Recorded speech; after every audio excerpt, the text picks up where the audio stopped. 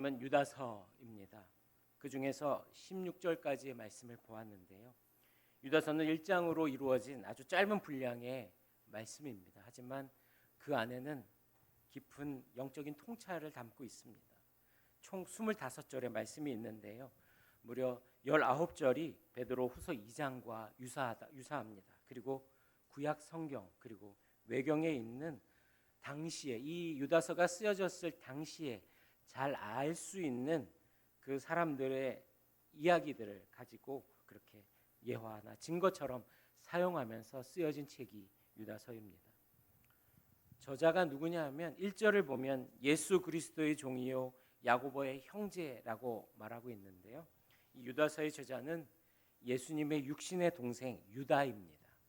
예수님의 부활을 경험한 이후에 이 예수님의 가족으로서가 아니라 주님의 종으로서 그렇게 순종하며 섬긴 사람이 바로 유다인 것입니다. 여러분, 이 편지의 수신자는요 정해지지 않았습니다. 그냥 부르심을 받은 자, 하나님 아버지 안에서 사랑을 얻고 예수 그리스도를 위하여 지키심을 받은 자들이라고 써 있거든요. 이 공동서신이라고 하는데 이렇게 수신자가 정해지지 않지만 모든 그리스도인들을 향해서 하는 그런 편지인 것입니다. 그렇다면 유다는 왜 이 편지를 쓴 것입니까?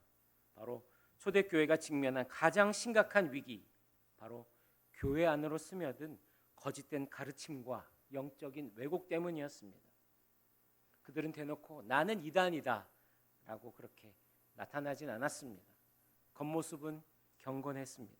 말투도 부드러웠고 자신을 성도처럼 위장하면서 4절에 보니까 교회에 가만히 들어왔다라고 그렇게 표현하고 있습니다. 유다서는 바로 이 치명적인 영적인 바이러스에 맞서 싸우라고 촉구하시는 하나님의 거룩한 경고장인 것입니다. 그런데 여러분, 이 유다서가 쓰여진 이 시대의 위기가 2000년 전에 과거의 이야기로 끝나는 것은 아닙니다. 오늘 한국 교회는 이 유다서가 경고하고 있는 바로 그 가만히 들어온 자들로 인해서 엄청난 몸살을 앓고 있지요. 이번 주일은 우리 총회에서 정한 이단 경계 주일입니다. 우리는 보통 이단을 생각할 때에 특별한 사람들만 조심하면 된다라고 생각하기 쉽지요. 그러나 이단은 늘 평범한 사람들 삶 가까이에서 접근하고 다가옵니다. 친절하게 다가오고 성경을 이야기하는 것 같고 더 깊은 진리를 알려주겠다고 말합니다. 그러나 그 이단은 특별한 사람의 문제가 아니라 모든 성도가 함께 경계해야 할 신앙의 문제라는 것입니다. 오늘 이 시간 우리를 위협하는 이단의 실태를 알고 우리의 믿음이 지금 어디에 서 있는지, 그리고 우리가 무엇과 싸워야 하는지를, 그리고 우리의 성도들 다음 세대를 어떻게 지켜낼 수 있는지 오늘 말씀을 통해서 함께 알아보겠습니다. 첫째, 단번에 주신 믿음의 도를 위해서 힘써 싸우라고 말씀하십니다. 우리 3절과 4절 말씀을 함께 읽겠습니다. 사랑하는 자들아, 우리가 일반으로 받은 구원에 관하여 내가 너에게 편지하려는 생각이 간절하려던 차에 성도에게 단번에 주신 믿음의 도를 위하여 힘써 싸우라는 편지로 너희를 권하여야 할 필요를 느꼈노니 이는 가만히 들어온 사람 몇이 있음이라. 그들은 옛적부터 이 판결을 받기로 미리 기록된 자니 경건하지 아니하여 우리 하나님의 은혜를 도리어 방탕한 것으로 바꾸고 홀로 하나이신 주제 곧 우리 주 예수 그리스도를 부인하는 자니라. 이 3절 4절 말씀이 유다서에 기록된 목적입니다. 유다는 원래 성도들과 함께 로마서처럼 복음의 진수와 구원의 기쁨을 함께 나누려고 했습니다. 그런데 상황이 다급해졌습니다. 믿음의 돌을 흔드는 자들이 있었기 때문입니다. 그들이 교회 안에 침투해서 그렇게 교회를 흔들었기 때문입니다. 그래서 유다는 이 펜의 방향을 바꾸어서 성도에게 단번에 주신 믿음의 도를 위해서 힘써 싸우라라고 그렇게 강력하게 권면하고 있는 것입니다. 여러분, 여기서 단번에라는 단어가 중요합니다. 이것은 예수님의 십자가로 이미 완벽하게 이루어진 구원을 말씀하고 있는 것입니다. 구원을 위해서 우리가 보태야 할 것도 없고 뺄 것도 없는 우리 하나님의 구원은 완전하고 충분한 은혜입니다. 그런데 문제는 이 십자가 복음을 흔드는 자들이 교회 안에 가만히 들어왔다는 것입니다. 4절은 이들의 특징을 정확하게 고발하고 있습니다. 이들은 경건을 위장하여 몰래 들어왔지만 실상은 하나님의 은혜를 방탕함으로 바꾸고 우리의 유일한 주인이신 예수 그리스도를 부인하는 자들입니다. 여러분, 우리는 분명히 선포합니다. 하나님의 은혜와 구원은 우리가 더 보태야 할 것이 없고 뺄 것도 없는 완전하고도 충분하신 은혜입니다. 그런데 이단들은 단순히 교리 몇 개만 바꾸는 것이 아닙니다. 그들은 구원의 본질 자체를 바꾸고 있습니다. 우리 정통 기독교의 구원은 오직 예수 그리스도의 십자가, 하나님의 은혜, 그리고 성령의 역사 위에 세워져 있습니다.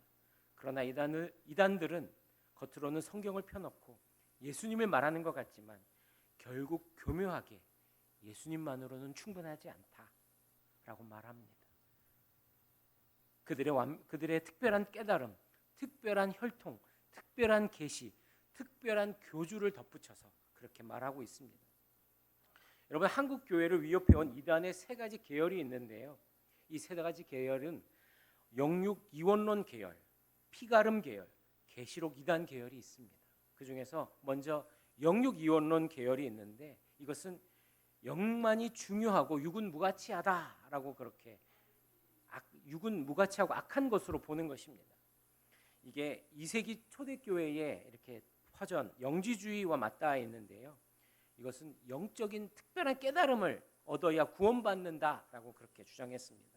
그래서 육체를 무가치하게 여긴 것이죠. 그래서 이들의 삶은요, 두 가지로 흐르는데 방종하거나 육체는 의미 없으니까 마음대로 죄짓고 살아도 된다라는 사람들과 금욕주의자들이 나타납니다.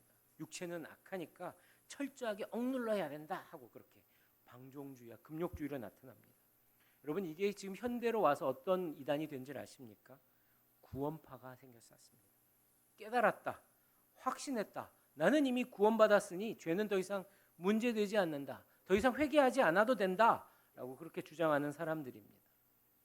그래서 이 구원과는 실제 삶의 거룩과 순종보다는 나의 지적인 체험과 선언만을 강조하게 되는 것입니다. 여러분, 우리의 정통 복음은요, 육체를 무시하지 않습니다. 복음의 핵심이 무엇입니까? 성육신입니다. 예수 그리스도께서 육체의 몸을 입고 이 땅에 오신 것이죠. 예수님은 실제로 육체로 오셨고 육체로 죽으시고 부활하셨습니다. 그리고 육체로 다시 오실 것입니다. 여러분, 우리가 기억할 것은요, 예수님이 다시 오실 때에 우리의 부활은요, 우리의 육신의 부활입니다. 여러분, 육체를 제거하면 복음이 바로 서지 않는 것입니다. 또한 구원은 특별한 엘리트적인 깨달음이 아닙니다. 예수님을 신뢰하고 따르는 인격적인 믿음, 바로 예수님과의 관계 가운데 나오는 것입니다.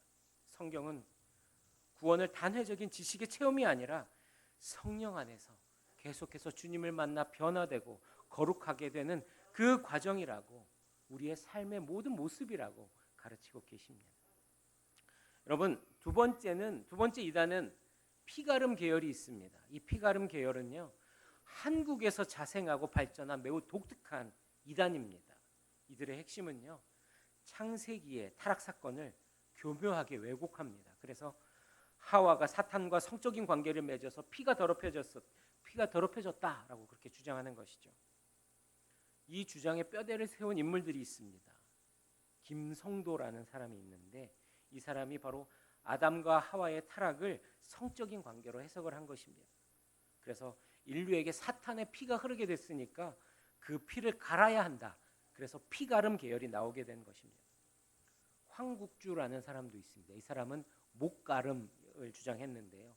자신의 목이 잘리고 예수님의 목이 붙었다는 이 황당한 주장을 하는 사람들입니다. 그래서 특별한 존재를 통해서만 구원을 받는다, 예수님이 아닌 다른 구원자를 이야기하면서 주장하는 사람들입니다. 정득은이라는 사람이 있습니다. 이 사람은 복중교라고 하는 교를 만들었는데요. 자신이 하나님과 관계를 맺어서 성모가 되었다 주장하는 사람입니다. 그래서 자신을 통해서 세상이 구원받는다 주장하는 사람들인데요. 이 사람들이 바로 이 훗날의 통일교의 문선명 그리고 전도관의 박태선 등에 큰 영향을 주었습니다. 여러분, 이 주장이 현대로 와서 바로 통일교 JMS가 되었습니다. 여러분, 통일교는 문선명 한학자가 교주가 되어서 자신을 참 부모라고 주장하거든요. 이 통일교는 문선명의 축복 아래 들어가야 참된 혈통과 참된 가정을 이루어서 구원받는다라고 주장을 합니다. 여러분, 통일교의 중요한 행사가 뭔지 아십니까? 합동결혼식입니다. 이 합동결혼식이 왜 중요하냐 하면 누구에게 주례받았냐가 중요하기 때문입니다. 교주에게 축복받는 가정이 구원받는다라고 주장하기 때문에 그렇게 합동결혼식을 아주 중요하게 생각하는 것이죠. JMS가 있습니다. JMS는 정명석의 약자인데요. 통일교의 원리 강론 구조를 그대로 가져와서 이제 자기가 재림주라고 주장하는 종교입니다. 아주 심각한 사회적인 문제, 성적인 범죄를 일으켜서 지금도 감옥에 가 있죠. 그런데 이 죄 때문에 평생에 감옥에 가 있다고 하는데 그래도 그 영향력이 아직도 미치고 있다고 합니다. 여러분, 성경이 말하는 이 타락의 본질은 혈통적인 그리고 성적인 오염이 아닙니다. 불순종, 무엇에 대한 불순종입니까? 하나님의 말씀에 대한 불순종 때문입니다. 그래서 구원 역시 혈통의 교체가 아니라 하나님의 순종하는 백성으로서의 변화를 되는 것입니다. 여러분, 에스겔 선지자의 예언처럼 성령 하나님께서 임재하셔서 우리의 굳은 마음을 부드러운 마음으로 바꾸실 때에 우리는 하나님과 이웃을 사랑하는 거룩한 삶의 열매를 맺게 된다는 거 여러분 기억하시기 바랍니다. 여러분, 세 번째는요, 계시록 2단 계열이 있습니다. 이 계열의 핵심 질문은 누가 마지막 때에 14만 4천 명에 들어가는가 하는 것입니다. 여러분, 요한계시록은요, 공포와 조건부 구원을 강조하는 말씀이 아닙니다. 요한계시록의 대표적인 이단은 다미선교회가 있습니다. 1992년에 10월 28일이 주님이 오신다, 재림 날짜를 정해가지고 우리가 다 휴거된다라고 하면서 엄청난 사회적인 충격을 줬던 그런 사건이 있었지요. 저도 휴거되면 좋겠다 생각을 했습니다. 왜냐하면 1992년이 제가 고등학교 2학년이었거든요.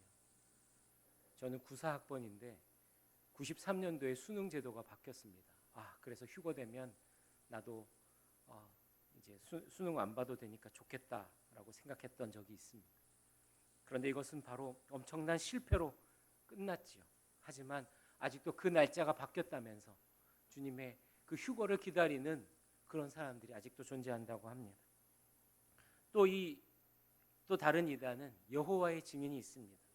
이 여호와의 증인은 삼위일체를 부정하지요. 그래서 예수님을 피조물이다, 성령은 에너지다라고 주장을 합니다.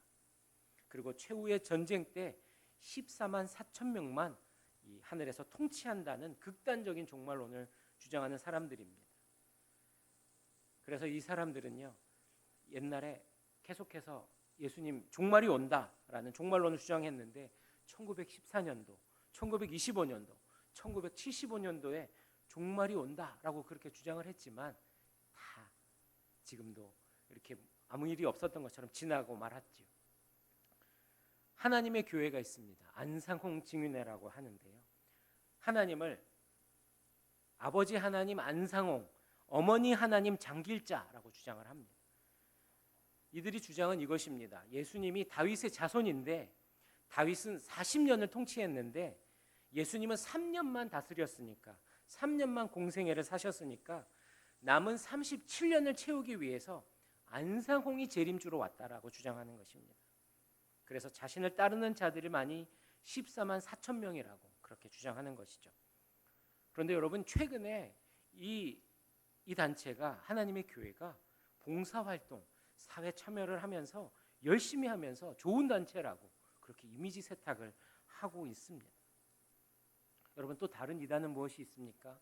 신천지가 있습니다.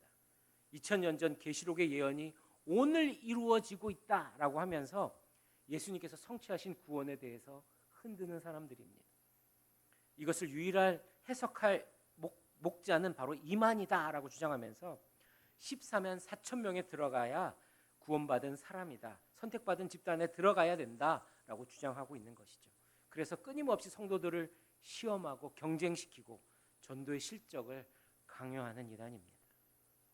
예수님을 사람들과 연결하는 것이 아니라 교주 이만희와 그 조직에 종속시키는 그런 구조로 만들어가고 있죠. 예전에는 교회 안에 숨어들어서 교인들을 미혹시키는 그런 일들을 음성적으로 활동을 했었는데요. 이제는 큰 건물을 짓고 모임 장소를 만들어서 이제는 크게 그렇게 모이기도 한다고 합니다. 여러분, 우리가 기억할 것은요, 요한계시록은 결코 날짜를 맞추거나 사람들을 공포에 떨게 하는 책이 아닙니다. 극심한 고난 중에도 하나님께서는 성도들을 붙드시고 교회를 붙드시고 마침내 승리하게 하시는 예수 그리스도를 보여주는 벅찬 그런 감동과 소망의 책이 요한계시록인 것입니다. 여러분, 사탄은 오늘날 우리 교회를 공격할 때에 복음을 대놓고 부정하지 않습니다. 십자가 복음에 슬쩍 독을 섞습니다. 믿음만으로는 부족해. 너의 특별한 행위나 깨달음이 있어야 해. 하나님은 사랑이시니 은혜를 핑계 삼아서 적당히 살아도 돼 라고 이야기하고 있는 것이죠. 여러분, 우리는 이 단번에 주신 믿음의 도를 위해서 힘써 싸워야 합니다. 여러분, 우리의 믿음의 싸움, 이 싸움의 본질이 무엇입니까? 우리의 믿음의 싸움은 외부 이단과의 싸움이 있기도 합니다. 하지만 가장 치열한 전쟁터가 어딘지 아십니까? 바로 내 마음 안에 벌어지는 싸움입니다. 십자가의 은혜만으로도 왠지 부족할 것 같다. 내 의가 더 필요할 것 같다. 은혜에 내 욕망을 더 채우려고 하는 그런 도구로 사용하게 될 때에, 그리고 세상의 기준으로 복을 판단하고 스스로 의롭다고 여길 때에 이미 우리는 복음에서 흔들리고 있는 것입니다. 여러분, 이단들은 바로 이 내면의 교만과 우리의 결핍을 기가 막히게 파고드는 것입니다. 여러분, 참된 믿음의 싸움이 무엇입니까? 내 의를 철저하게 내려놓고 오직 예수 그리스도의 의만을 의지하는 싸움입니다. 내 구원의 완성은 나의 기분이 아닙니다. 나의 영적인 상태가 아닙니다. 남들이 모르는 비밀한 지식에 달려있지 않습니다. 하나님께서 우리에게 단번에 주신 그 믿음의 도, 흠없고 완벽한 그 십자가 복음 위에 우리가 굳게 서야 하는 것입니다. 단번에 주신 이 은혜를 붙들고 내 안에서부터 나오는 이 치열하게 싸우는 이 진리를 위해서 싸우는 이 싸움에 승리하는 우리 모두가 되기를 간절히 바랍니다. 둘째, 하나님의 심판을 기억하고 자신을 살피라 말씀하십니다. 우리 5절에서 7절 말씀을 함께 읽겠습니다. 너희가 본래 모든 사실을 알고 있으나 내가 너희로 다시 생각나게 하고자 하노라. 주께서 백성을 애굽에서 구원하여 내시고 후에 믿지 아니하는 자들을 멸하셨으며 또 자기 지위를 지키지 아니하고 자기 처소를 떠난 천사들을 큰 날의 심판까지 영원한 결박으로 흑암에 가두셨으며 소돔과 고모라와 그 이웃 도시들도 그들과 같은 행동으로 음란하며 다른 육체들을 따라가다가 영원한 불의 형벌을 받음으로 거울이 되었느니라. 아멘. 유다는 기억하라라고 말합니다. 그러면서 세 가지 역사적인 심판 사건을 거울처럼 제시하고 있지요. 여러분, 거울을 보면 어떻습니까? 다른 사람이 아니라 내 얼굴을 보게 되는 것이죠. 여러분, 말씀을 기억한다는 것은 하나님의 역사 속에서 나 자신을 발견하게 되는 것입니다. 여러분, 사람들은 알고도 잊어버립니다. 들어도 흐려집니다. 경고를 들었어도 마음이 무뎌집니다. 그래서 유다는 이 세 심판의 사건을 거울처럼 제시하고 있는 것입니다. 5절에 보니까 어떤 사람들이 나옵니까? 이스라엘 백성들이 나옵니다. 이스라엘은 애굽의 탈출, 그리고 홍해의 기적, 광야에서의 보호를 경험했습니다. 그러나 가나안 문 앞에서 어떻게 했습니까? 하나님보다 현실을 더 크게 보았습니다. 하나님의 능력을 보았지만 그 능력을 오늘의 순종으로는 믿지 않았던 것입니다. 바로 믿지 않는 그것이 그들에게 멸망이 되었습니다. 6절에는 무엇이 나옵니까? 천사들이 나옵니다. 하나님을 섬기도록 창조되었음에도 불구하고 하나님께 순복해야 될 그 자리를 떠난 것입니다. 왜 떠났습니까? 스스로 높아지고 싶었기 때문입니다. 내 뜻이 하나님의 뜻보다 더 귀해진 교만의 죄인 것입니다. 여러분, 오늘날 이단의 교주들이 바로 이 타락한 천사들과 같습니다. 피조물인 인간의 자리를 떠나 스스로 보혜사다, 재림주다 그러면서 하나님의 자리를 빼앗는 것이죠. 그리고 평범한 진리에 만족하지 못하고 남들이 모르는 특별한 비밀을 쫓아서 그렇게 자리를 이탈하는 영적인 교만, 이것이 바로 멸망의 시작인 것입니다. 여러분, 7절에는 소돔과 고모라가 나옵니다.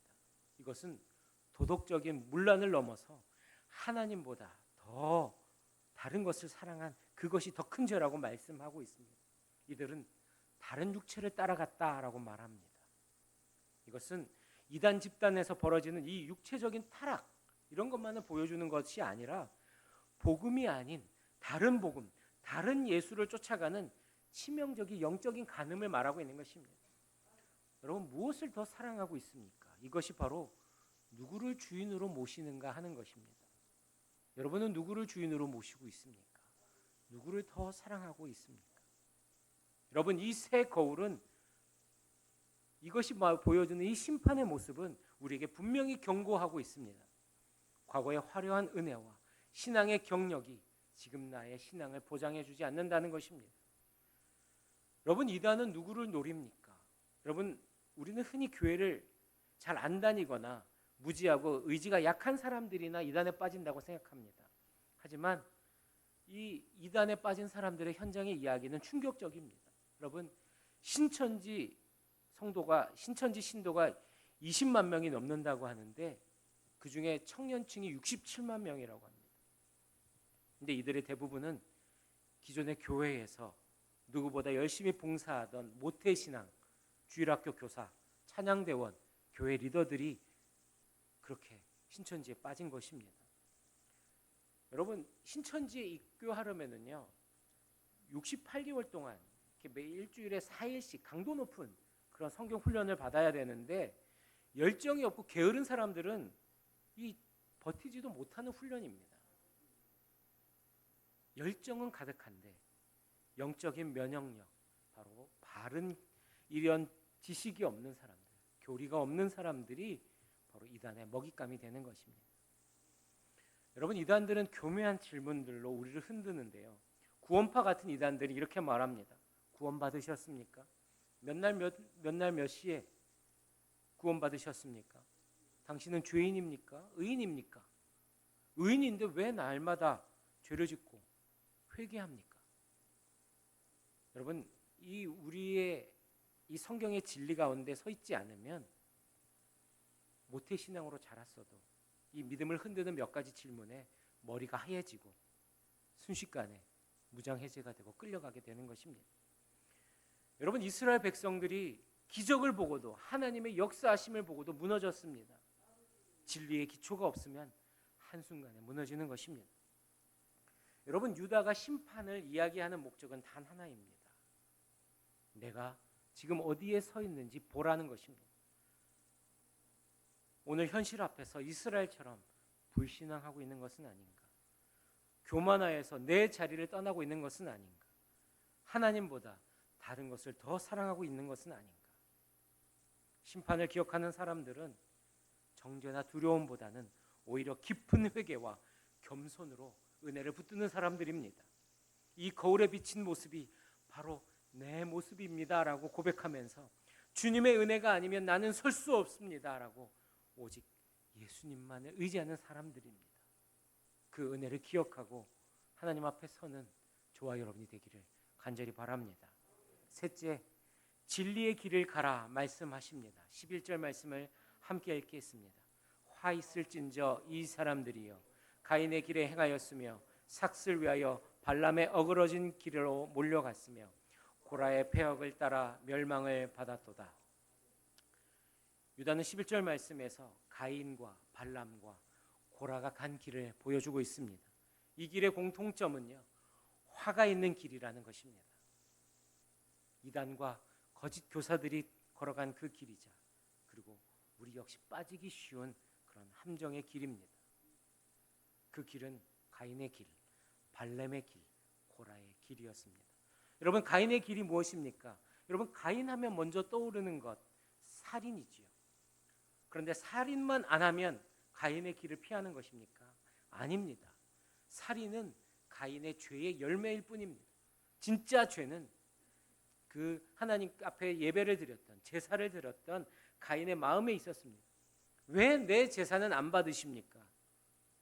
이 분노 속에 무엇이 있는지 아십니까? 바로 내 노력은 가치가 있다, 내 행위는 인정받아야 한다라는 무서운 자기의 의의가 숨겨져 있었던 것입니다. 자신의 행위를 신앙으로 여기고 그것을 근거로 해서 복을 받으려 하는 것, 결국 이 의의가 동생을 죽이는 끔찍한 열매를 맺게 된 것입니다. 여러분, 발람의 길이 있습니다. 여러분, 발람은요, 이방 선지자입니다. 그런데 하나님을 아는 자였습니다. 모압 왕 발락이 있습니다. 발람 말고요. 발락이 발람에게 뇌물을 주면서 그렇게 이스라엘을 저주해 달라고 했습니다. 하나님은 발람에게 그들과 함께 가지도 말고 이스라엘은 복받은 자니까 너는 저주하지 말라라고 그렇게 말씀하셨습니다.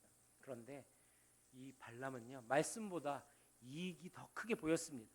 하나님은 분명히 하지 말라 하셨지만 안 되는 줄 알면서도 계속해서 하나님께 물어보면서 자기의 욕망을 교묘하게 정당화했습니다. 결국 이스라엘을 음행과 우상 숭배로 타락시켜서 치명적인 형벌을 받게 한 사람입니다. 하나님의 말씀이 아니라 세상의 떡과 이익, 뇌물을 받아서 그렇게 저주하는 그런 사람이 되어진 것, 그게 발람의 어그러진 길입니다. 고라의 길이 있습니다. 고라는 이스라엘 백성이 광야에 있을 때에 모세에게 반역한 사람입니다. 모세와 아론의 영적인 권위에 도전했고, 그리고 고라와 다단과 아비람 그리고 250명의 지휘관들이 하나님의 초자연적인 심판을 받았습니다. 땅이 갈라져서 삼킴을 받았고 여호와의 불이 그들을 살라버렸습니다. 이것은 겉으로는 모세를 향한 반역이었지만 실상은 모세를 세우신 하나님의 주권을 부정한 그런 패역한 모습이었습니다. 사람만 보면 우리는 불만이 생기고 시기심이 올라오기도 합니다. 하지만 그 너머에 계신 하나님을 보면 우리는 순종할 수 있게 됩니다. 고라의 길은 사람만 보다가 그 뒤에 그를 세우신 하나님을 잃어버린 신앙의 멸망의 길을 보여주고 있는 것입니다. 여러분, 반전이 하나 있는데요, 고라는 망했습니다. 그리고 고라를 따르던 사람들은 망했습니다. 하지만 고라의 자손들은요, 아버지의 패역에 동참하지 않았습니다. 살아남았습니다. 그리고 이 사람들은 어떻게 된지 아십니까? 훗날 시편의 저자가 되어서 하나님의 은혜를 찬양하는 거룩한 예배자로 쓰임 받았습니다. 여러분, 가인의 길을 가지 않는 것이 단순히 살인을 하지 않는 것이라면 우리는 참아볼 수 있습니다. 발람의 길이 뇌물을 받고 남을 저주하는 것이라면 우리들의 의지와 노력으로 그 길을 가지 않을 수 있습니다. 고라의 길이 지도자에게 반기를 드는 것이라면 여러분, 우리도 그 길을 가지 않을 수 있습니다. 이 세 사람의 이야기를 종합하면 모두 한 가지의 결론으로 이렇게 도달하게 됩니다. 우리도 이와 같은 길로 갈 수 있는 존재다라는 것입니다. 여러분, 우리 자신을 돌아보십시오.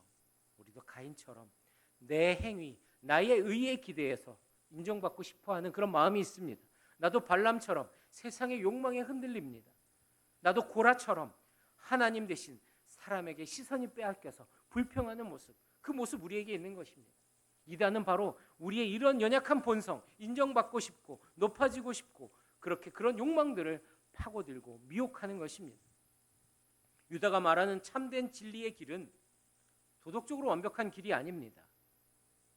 구원에 있어서 내가 할 수 있는 것은 아무것도 없구나라고 고백하는 것입니다. 나의 철저한 무능, 한계를 인정하는 그 바닥의 자리, 그것을 인정하는 것이 바로 시작인 것입니다. 멸망의 자리, 소망이 없던 죄인인 나를 살리신 분은 오직 예수 그리스도뿐임을 고백하는 것입니다. 나를 구원하신 그 크신 사랑과 은혜에 감사하면서 내 의와 나의 욕망은 십자가에 못 박는 것, 그것이 바로 진리를 걷는 그런 길인 줄 믿습니다. 제가 가까이 지내는 한 목사님이 대학 신입생 시절에 이단에 빠진 적이 있습니다.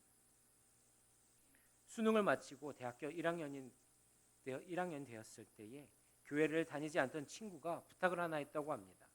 사촌 누나가 교회 한번 오라는데 혼자 가기 그렇다. 좀 같이 가다오. 너도 교회 다니니까 좀 같이 가줘. 이렇게 얘기를 했답니다. 친구 전도할 좋은 기회니까 나도 따라가야겠다라고 그렇게 생각을 했습니다. 도착한 곳은 상가 건물의 아주 평범한 교회였습니다. 십자가도 있었고 우리가 부르는 찬양도 똑같이 불렀다고 했습니다. 성경도 똑같았습니다. 겉으로는 이상할 것이 없었어요. 그래서 문을 열고 들어가니까 분위기가 달랐습니다. 너무 환영해 주는 것이었습니다. 그리고 이름을 기억해 주고 밥을 챙겨주고 계속 말을 걸어 주었습니다. 인상 좋으시네요. 하나님이 귀하게 쓰실 것 같네요. 우리 공동체에 꼭 필요한 사람 같네요. 그러면서 목사님이 그런 생각이 들었답니다. 내가 이렇게 환영 받아본 적이 있었나? 그렇지요. 사람은 누구나 사랑받고 싶고 인정받고 싶고 누구에게 필요한 존재가 되고 싶어 합니다. 이단은 바로 우리 마음의 그런 부분을 노리면서 들어오는 것이죠. 관계가 깊어지기 시작했습니다. 자연스럽게 성경 공부를 시작했는데 성경책을 펴놓고 하는 이야기가 신선한 이야기들만 들리더라는 것입니다. 그리고 마치 게임에서 한 단계씩 이렇게 레벨업하는 그런 느낌이었다고 합니다. 이런 비밀이 있었어? 기존 교회에서는 왜 안 알려줬지? 그런데 참 받아들이기는 어려웠지만 딱 잘라서 거부하기도 어려웠다고 합니다. 그런데 너무 교묘하게 성경을 연결하니까 마음이 흔들렸다고 했습니다. 그런데 그렇게 훈련을 받으면서 리더들에게 인정받고 싶은 마음이 커졌고 나도 더 높은 자리로 올라가야지 하면서 은근히 경쟁도 되었다고 합니다. 성경 개관 강의의 마지막 날이었습니다. 주제가 예수님의 재림이었다고 했습니다. 그래서 예수님의 이야기가 나올 줄 알았는데 그런데 이 화면에 등장하는 것이 뭔지 아십니까? 정명석 교주였습니다. 지금까지 지나온 이야기들이 한 번에 연결되면서 자신이 어디에 있는지 그렇게 깨달았다고 합니다. 처음에는 평범한 교회였는데 예수님을 말하는 것 같았는데 사랑과 성경을 얘기하는 것 같았는데 그 끝은 예수님이 아니라 정명석이라는 것입니다. 그 목사님은 이렇게 말했습니다. 그때 깨달았습니다. 끝이 다르면 전혀 다른 길이라는 것. 그래서 이단이라는 한자가 달을 이자에 끝단자 아니겠습니까? 처음에는 기독교 같고 성경 같은데 끝에 가보니까 바로 예수님은 없고 교주가 있는 것, 끝이 다른 것, 바로 이단이라는 것입니다. 사람들은 남들이 모르는 특별한 비밀을 알고 싶어하고 인정받고 싶어하지요. 이단은 그 마음을 치명적으로 파고드는 것입니다. 여러분, 복음은요 숨겨진 비밀의 단계로 사람들을 끌지 않습니다. 예수님은 소수만 아는 비밀로 사람들을 지배하고 통치하지 않으십니다. 주님은 어둠의 밀실이 아니라 빛 가운데로 우리를 부르시는 줄 믿습니다. 억압이 아니라 진리 안에서 참된 자유를 걷게 하시는 분이 바로 우리 주 예수님이십니다. 여러분, 한 번은 미혹에 빠지면 그렇게 끝이 다른 길에 빠진 그런 세대는요 되찾아오기가 너무나 어렵습니다. 여러분, 우리가 훈련시키고 키워야 할 다음 세대를 여러분 우리가 통째로 빼앗길 수도 있습니다. 이런 영적인 전쟁터에서 우리는 어떤 태도를 취해야 합니까? 첫 번째는 신앙의 바른 터, 바로 올바른 교리를 회복해야 합니다. 교회 안에 삼위일체, 성육신, 올바른 구원론과 종말론을 우리가 가르치면서 사실 교리가 딱딱하게 느껴질 수 있고 재미없게 느껴질 수 있거든요. 그러나 바른 교리의 이 구분선이 우리 머릿속에 분명히 그어져 있어야 됩니다. 이 이단이 유사한 복음으로 미혹할 때에 이것은 가짜다라고 분명히 분별할 수 있어야 됩니다. 우리가 신앙생활을 하다가 하나님에 대해, 구원에 대해 의문이나 의심이 생길 수 있지요. 그러나 그것을 믿음이 없다고 정죄하거나 묻어두지 마시기 바랍니다. 여러분, 교회 안에서 건강하게 질문하고 치열하게 우리가 답을 찾아가야 합니다. 스스로의 신앙을 확증할 수 있어야 합니다. 그렇게 교육 환경을 만들어주고 그렇게 교리를 알려주어야 하는 것이죠. 두 번째는요, 철저한 영적인 경계심과 조심성을 가져야 합니다. 여러분, 이단들은요, 대학교나 캠퍼스 길거리에서 연애 상담, 그리고 타로 카드, 심리 테스트, 취업 멘토링 등의 이 교묘한 문화 포스터를 통해서 이렇게 우리에게 접근합니다. 제가 얼마 전에 해운대 그리고 광안리에 갔더니 거기서 포교 활동을 하는데 취미가 뭔지, 뭘 좋아하는지 타로 카드를 펴놓고 타로점을 봐주면서 사람들이 이렇게 관심을 끌고 있더라고요. 여러분, 우리의 인생이 걸린 이 영혼의 문제를 길에서 만난 이런 친절한 사람들에게 맡기지 마시기 바랍니다. 검증되지 않은 외부의 성경 공부나 그런 제안이 들어온다면 담임 목사 또는 우리 교회 전문가, 우리 교육자들에게 먼저 확인하시고 물어보시기를 바랍니다. 세 번째는 이단에 대해서는 단호하게 대처하고 우리의 진짜 신앙을 보여주어야 합니다. 여러분, 교회는 영적인 안전지대가 되어야 합니다. 여러분, 교회 안에 이단이 침투하는 것이 발각된다면은 우리는 성도를 보호하기 위해서 반드시 공적인 출교를 해야 합니다. 이름과 신상을 공개하고 교회의 권위를 바로 세워야 합니다. 그리고 하나님의 나라의 질서를 엄격하게 유지해야 하는 것입니다. 여러분, 방어만으로는 부족합니다. 진짜 신앙을 우리에게 보여주어야 합니다. 여러분, 이단들이 사회봉사를 무기로 양의 옷을 입고 다가오지 않습니까? 여러분, 우리는 더 윤리적이어야 합니다. 더 지역사회를 사랑으로 섬겨야 됩니다. 네가 믿는 예수 누구니? 나도 그 예수 믿고 싶다라는 고백이 나올 수 있어야 합니다. 교회가 스스로 기억하기를 멈출 때에 이단의 밥이 되고 말 것입니다. 그러나 우리가 말씀의 터 위에 굳게 서서 빛과 소금의 역할을 감당할 때에 어떤 이단도 우리를 흔들 수 없습니다. 말씀을 맺겠습니다. 오늘 본문은 성도를 무너뜨리려는 세력, 그 모습을 보여줍니다.